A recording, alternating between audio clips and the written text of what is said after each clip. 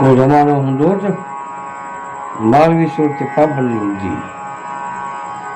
Radio ते पढ़ण न ॾींदा। वाह बादशाह जे ख़िलाफ़ आहे, उनजे करे इहो बादशाह जे ख़िलाफ़ न, उन ज़माने में जेके बादशाह हुआ जंहिंजे कानून कया हुआ, ॾाढी ॻाल्हि त थींदी, तो ॻाल्हि त आहे सही आहे, पर पढ़णो पवंदो, छा रतीब कोन्हे हीअं। त हाणे छा रतीब आहे पढ़ूं त ख़बर थी पए छाजे करे हिन ते जेका पाबंदी।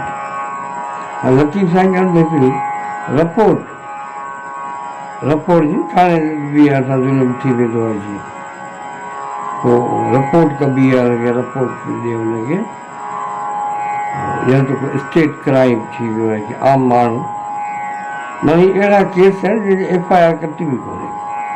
थाणे ते ॿुधो हुयो कोन्हे, जेको ॾोह थी वियो धाड़ो ग़रीब माण्हू हलंदा नी खाट लॻल। हाणे लतीफ़ साईं ॿुधाए थो चए उमिरि आंदी मालवी मथां तर चढ़े,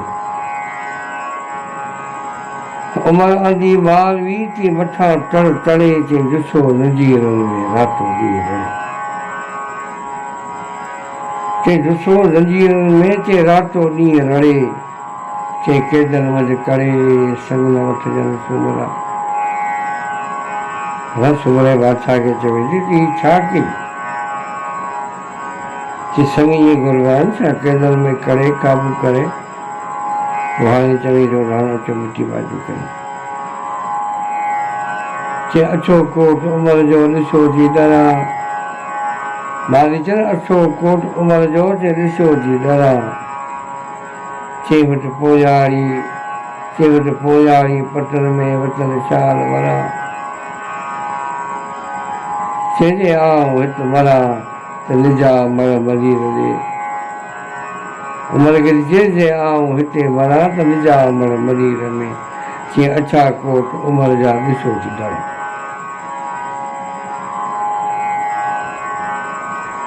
मालवीअ त सूरत ॿुधाए थी जीअं जीअं हुनखे कैदानी कयूं, कैद में ॾिसे पियो किथे अच्छा, कॾहिं वीचारी झूपड़ा उहे ॾिठा, कॾहिं कोट ॾिठा, चई अछा कोट उमिरि जा ॾिसो थी डरा,